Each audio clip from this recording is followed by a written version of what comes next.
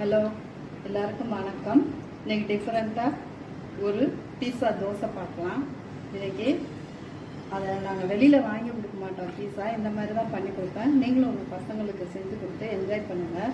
அதுக்கு ஒரு பவுலில் கேரட்டு, கொஞ்சம் கேபேஜ், கோஸு, குடமிளகாய், கொஞ்சம் வெங்காயம் நல்லா பொடியாக அரிஞ்சிக்கோங்க. பசங்களுக்குனால நான் வெறும் பெப்பர் தூள் தான் போட்டிருக்கேன். அப்புறம் கொஞ்சம் சில்லி ஃப்ளேக்ஸ் போட்டுக்கோங்க. போட்டு இதில் பன்னீர், கிரேட்டட் பன்னீர் போட்டுக்கோங்க. போட்டுட்டு கொஞ்சம் லெமன் விட்டுக்கோங்க. அப்புறம் உப்பு போட்டுக்கோங்க. உப்பு போட்டுட்டு நல்லா கலந்து விட்டுருங்க.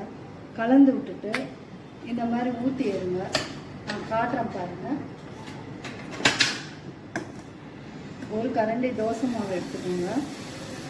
இப்படி ஊற்றிக்கோங்க. இதில் ஊற்றிட்டு இது மேலேயே நல்லா இதை ஸ்ப்ரெட் பண்ணிக்கோங்க. அப்படி ஒரு பக்கமாகவே வேக வச்சு எடுக்கலாங்க. மூடி போட்டு வேக வச்சாலும் சரி.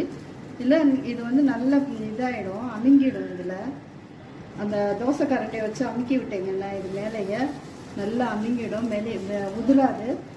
பின்னாடி பக்கமும் இதாகணும்னு நினைக்காதீங்க, நல்லா ஆகும். அதுக்கப்புறம் இதை நல்லா ஸ்ப்ரெட் பண்ணிவிட்டு இந்த மாதிரி சீஸ் வந்து இது கொஞ்சம் சின்ன சின்னதாக பிச்சு இது மேலே போட்டிங்கன்னா, அதாவது கொஞ்சம் வெந்துடட்டும். வெந்த பிறகு மேலே போட்டிங்கன்னா இந்த மாதிரி பீஸா ரெடி ஆகிடும். பசங்களுக்கு கட் பண்ணி கொடுக்கலாம். பீஸா மாதிரி என்ஜாய் பண்ணுங்கள். இந்த மாதிரி பீஸா தோசை ரெடி பண்ணி கொடுங்க.